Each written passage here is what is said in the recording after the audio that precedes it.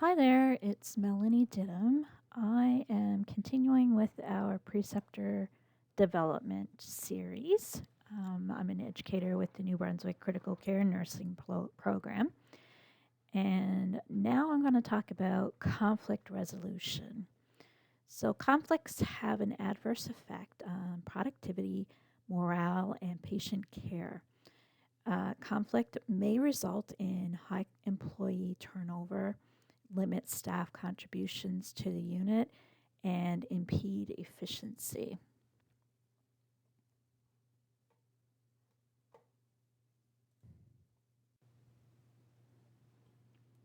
Conflict. To define conflict, it means to be in an active disagreement as between people of opposing opinions or opposing needs.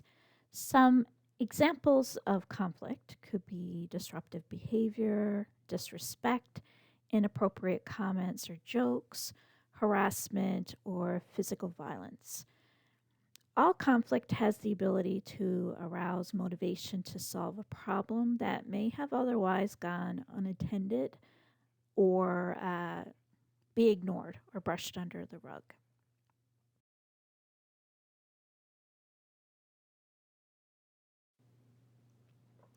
Conflict resolution is conceptualized as the methods and processes involved in facilitating the peaceful ending of conflict and retribution.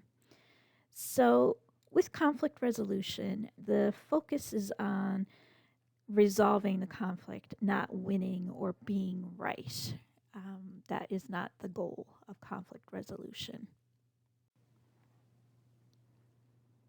I really like the cartoon on this slide. It really represents someone who is attempting to resolve a conflict by attempting to see whatever's going on from their point of view. Um, Conflict is a normal part of any healthy relationship, and two people cannot be expected to agree on everything, every time, all of the time, in any situation. The greater the number of people who are involved, the greater the opportunity is for conflict. People's lives, jobs, pride, self concept, ego, personality, and understanding of purpose are involved. Conflict is inevitable.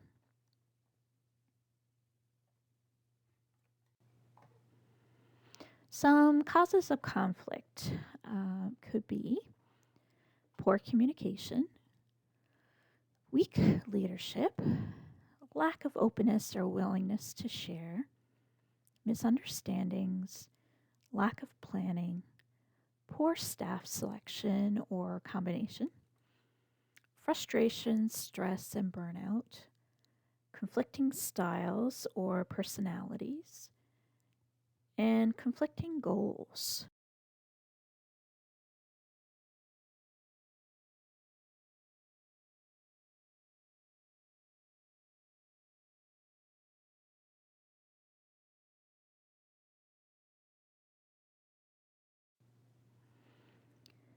So, what's the benefits of resolving conflict? What can it lead to? It can lead to increased motivation and energy. It can provide a clarification of issues, positions, and interests. There's an increased openness to many, many points of view, a building of self and group awareness. It really helps alleviate and release anxiety and stress. It provides an outlet for resolving internal conflicts. It creates a better interpersonal relationship for the team, and it can provide and build cooperation. And again, this came from the Canadian Nurses Association, and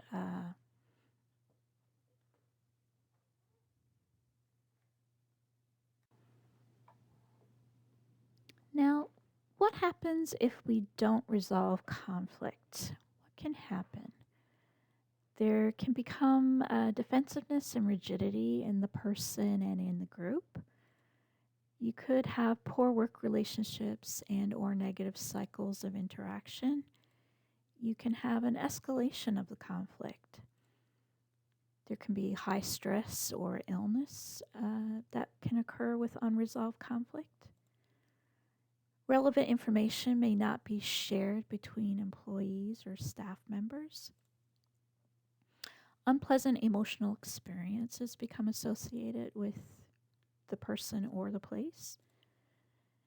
Excessive consumption of time. It takes a lot of time to be involved in a conflict. And the decision-making process can become quite disrupted.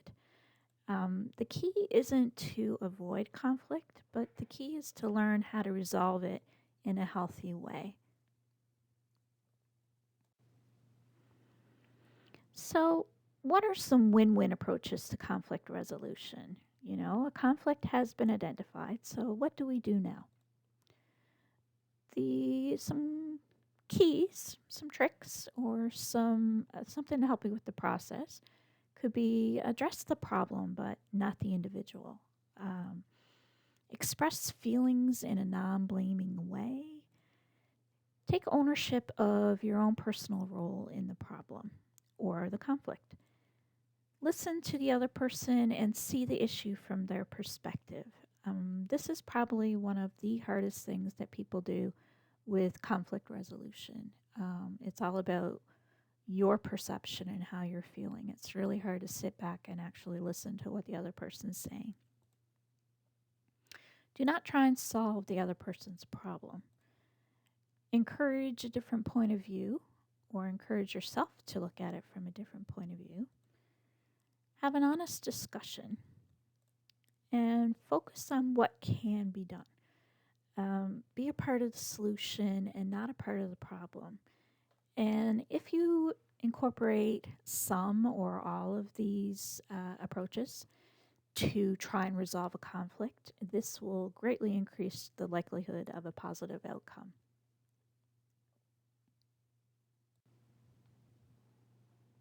Okay, so we have identified a conflict. So now how do we set the scene to address this?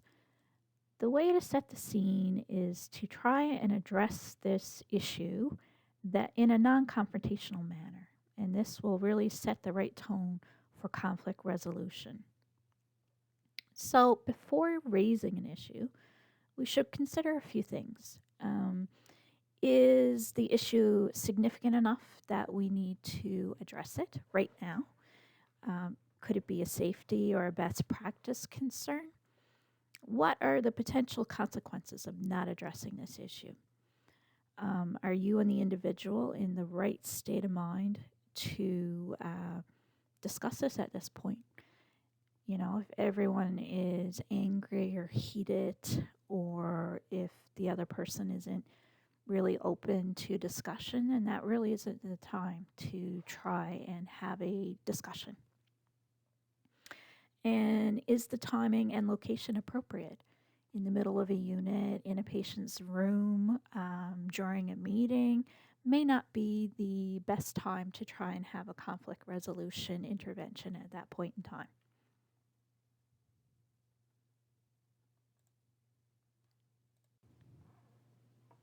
Okay, let's discuss some techniques for successful conflict resolution.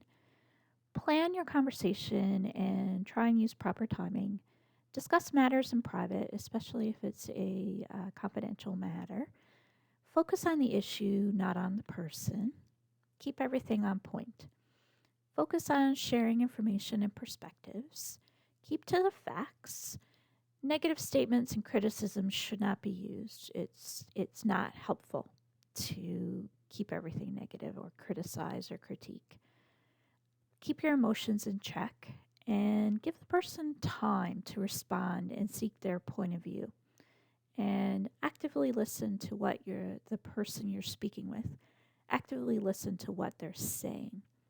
These last 2 points about giving a person time to respond and actually listening to their point of view is a common piece of the communication chain that gets broken down. And those 2 last points in particular are a vital part of the resolution process.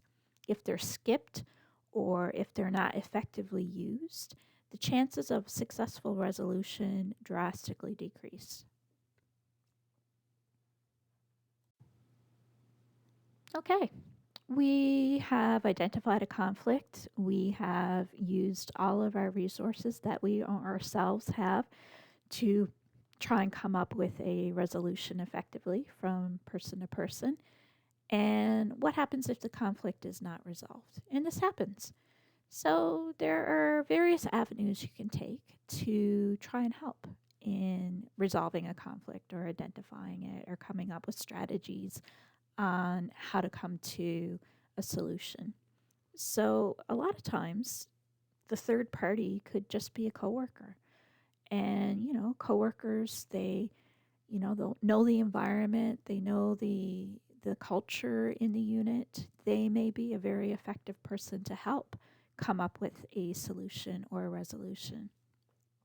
If you don't have anyone you can really talk to about it, then go to the site educator, go to the site coordinator, and each hospital has their own NBCCNP coordinator or educator, and use that resource. And most times, if you have a timely and unbiased perspective to help clarify each party's position, it can really lead to a effective resolution with minimum fallout from it. And if you need more assistance in the critical care nursing program in particular, then the next sequence would be our teaching and learning consultants, one for the English arm, one for the French arm. So for the English arm with UNB, it's Susan Morris, and with U to M, on the French arm is Mylène Suzy Michaud. And we are all here to support one another. So do not be shy about seeking guidance or seeking insight into what you may see as a conflict or anything at all. We are here to help support you as well as our students. So the key to conflict resolution is respect. Respect, respect, respect. It is the cornerstone of all meaningful work. So if a conflict is mismanaged, it can cause great harm to a relationship and or your team. But when it's handled in a respectful, positive way, conflict provides an opportunity to strengthen the bond between two or more people, and this keeps our professional relationships strong and growing.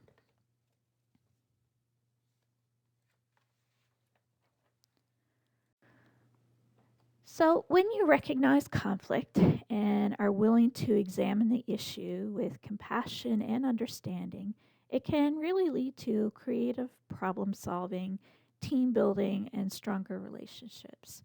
A respectful dialogue does so much to improve morale and improve, just people's sense of team and sense of belonging.